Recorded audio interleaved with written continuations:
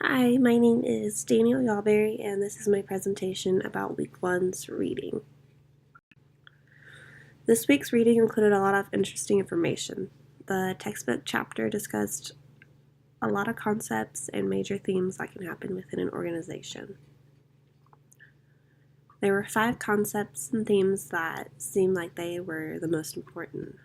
Those 5 were performance management, the disadvantages of implementing performance management systems incorrectly, reward systems, characteristics of an ideal performance management system, and performance management systems integration with other human resource and development activities.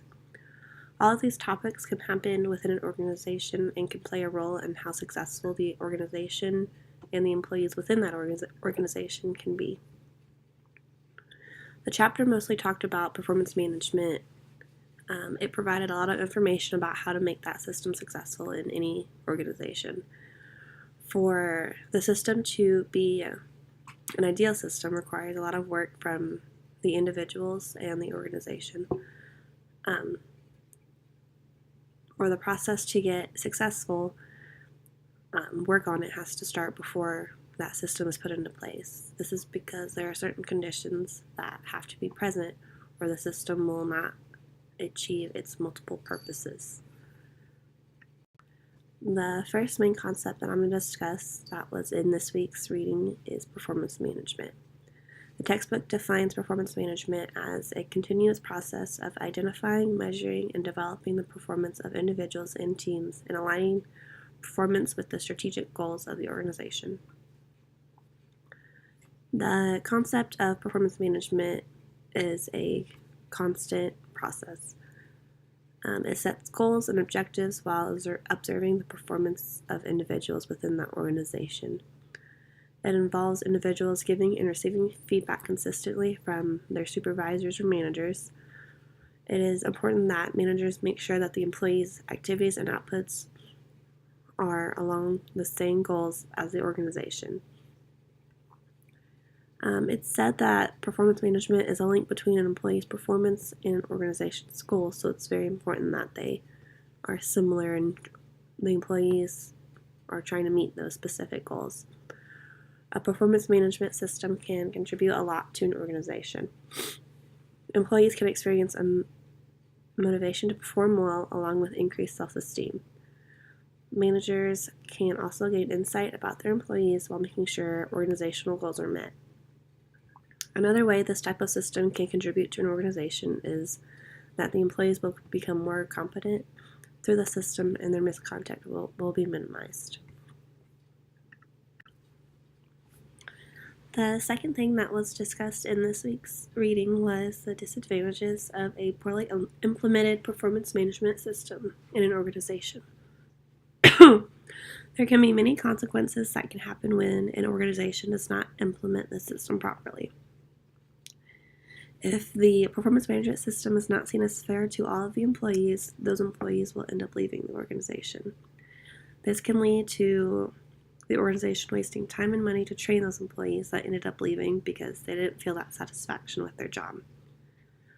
The employees that do end up staying at the organization will have a lowered self-esteem and will not be motivated to perform their job well. So it's important that this system is implemented properly so that all employees will feel that satisfaction with their job and want to stay with that organization and help make that organization successful.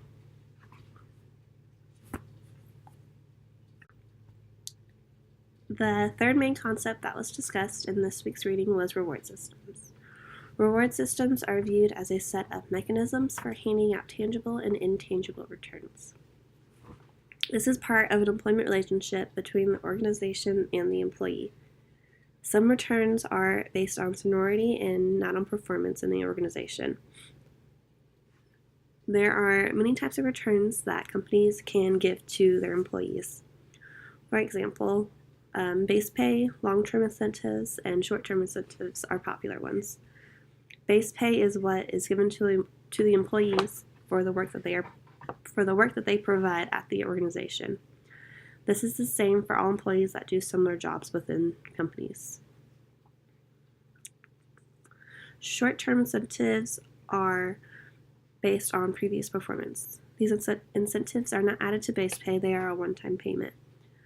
Long-term incentives are used to motivate employees a lot in organizations. These kinds of incentives are cash bonuses or extra days off. It can really be anything that can motivate the employees to do a good job in the future. The fourth major theme that is going to be discussed is the characteristics of an ideal performance management system. There were a lot of these that were discussed in the book, but I think that reliability, validity, acceptability, and fairness, openness, standardization, and ethicality are the most important ones. For reliability, a good system should be able to measure performance in a way that is free of error. For validity, it is important to make sure that every relevant performance facet is measured and the irrelevant ones are not measured. It's important to have acceptability and fairness for all employees in an organization. Systems should be fair from the distributive, procedural, interpersonal, and informational perspectives because each type of justice perception leads to different outcomes for the organization. Openness is important too. This is because there should be no secrets of any kind within an organization. Employees should always be kept up to date with the quality of their performance, and it's a manager's job to make sure that they are. It is important for standardization because performance needs to be evaluated across all people all the time. And then ethicality is extremely important because there needs to be ethical standards that employees should follow in every organization. The last major theme that is going to be discussed is the integration capabilities performance management has with other human resource and development activities. Performance management systems are important aids to other human resource and development activities. It gives information about the needs of employees in an organization. With this system, organizations can use their training programs in the most effective way, which can benefit the employees and the organization. Performance management provides good information about workforce planning and recruitment and hiring decisions. It can provide info on what skills will be learned in the future, because knowing the current and future talent in the organization is important when deciding what skills are needed externally and what skills can be found in certain organizations.